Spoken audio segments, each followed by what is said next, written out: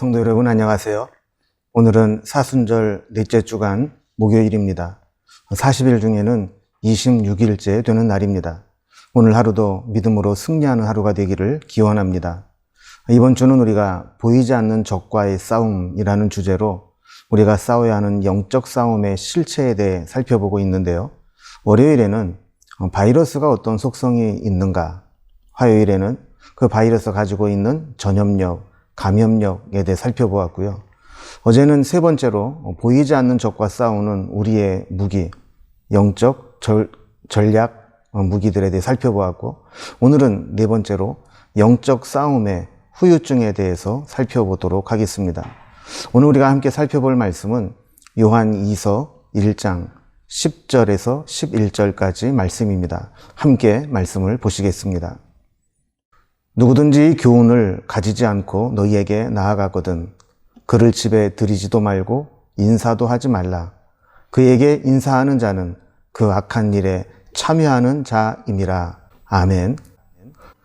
요한 2서의 수신자는 독특합니다. 1절에 보면 이 요한 2서를 시작하면서 장로인 나는 택하심을 받은 부녀와 그의 자녀들에게 편지하노니 라고 시작하는 것을 보게 됩니다. 그 인물이 구체적으로 누구인지 알 수는 없지만 택하심을 받은 어떤 부녀와 그의 자녀들이라고 했습니다. 처음 복음을 듣고 신앙생활을 잘 했는데 미혹하는 자의 말을 듣고 신앙에서 흔들리고 복음에서 멀어지게 되었다는 것입니다.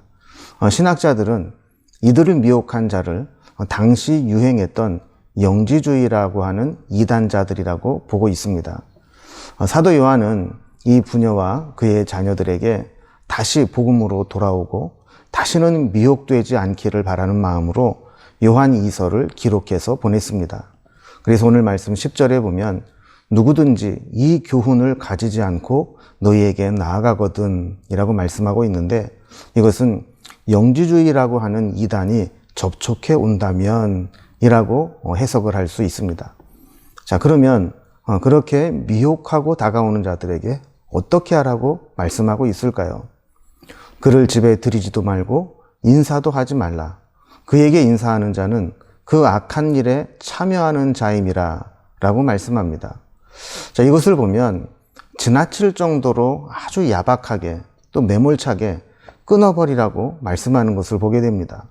왜 그럴까요? 이단은 안 만나는 것이 상책입니다. 만나서 접촉하다 보면 물들게 되고 한번 잘못 발을 들여놓고 물을 들이게 되면 그 후유증이 보통 심각한 것이 아니기 때문에 그렇습니다. 그래서 아예 이단과는 접촉을 금지하고 교류 금지를 선언하고 있는 겁니다. 이번에 신천지 사건이 터지면서 숨겨졌던 신천지가 실상이 드러납니다. 명단을 가지고 역학조사를 해보니 가족들도 몰래 신천지인으로 살았던 사람들이 드러납니다. 몇 년을 함께 산 가족도 모르게, 심지어는 거짓말을 하며 신천지에 다니고 있었던 것이죠. 그리고 나서는 자신이 신천지인이라는 것이 드러나게 되면 결국에는 가정에서 뛰쳐나오고 가정을 파괴하더라도 신천지 신앙을 포기하지 못하게 되는 아주 사회적으로도 무리를 일으키는 것을 보게 됩니다. 코로나 바이러스가 다른 전염병에 비해 치사율은 낮은 것처럼 보이지만 노약자나 고위험군에 해당하는 이들에게는 결코 만만치 않은 증상을 나타내는 것을 보게 됩니다. 우리나라도 확진자가 이미 9,000명을 훨씬 넘었고 10,000명을 향해 가고 있고 사망자도 120명을 넘어 계속 늘어나고 있습니다. 코로나 바이러스에 나타나는 가장 큰 위험성은 역시 높은 전파력, 감염력입니다. 이렇게 높은 감염력은 전 세계를 꽁꽁 얼어붙게 만들었습니다. 각 나라마다 코로나 확산을 방지하기 위해 입국 조치를 금지하는 조항들을 만들고 국가에서도 철저하게 출입을 통제하고 도시 폐쇄나 봉쇄 수준으로 이동을 막고 있는 상황입니다.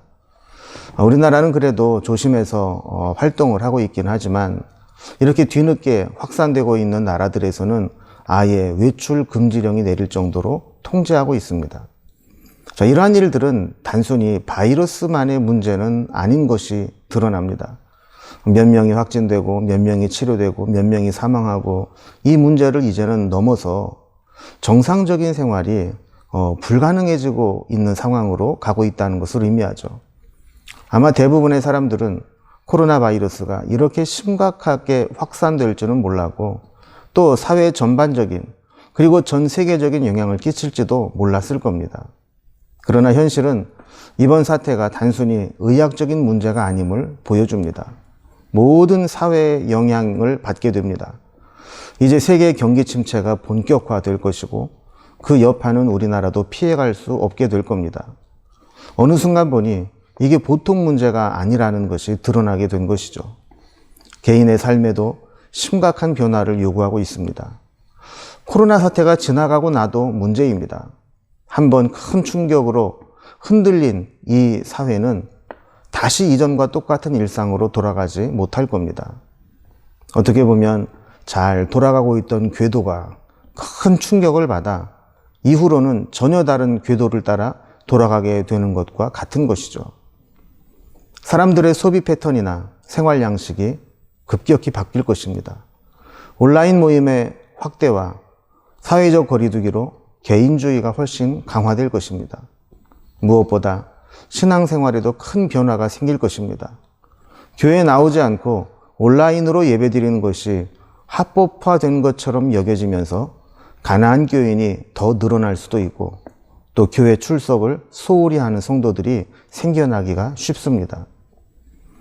이것을 영적으로 비유해 보면 죄가 온 세상을 감염시키고 덮여버렸을 때 어떤 일이 일어나는가를 잘 보여줍니다. 죄가 처음에 들어왔을 때 에덴의 기쁨을 빼앗아 버렸고 하나님과의 친밀한 교제가 파괴됐습니다.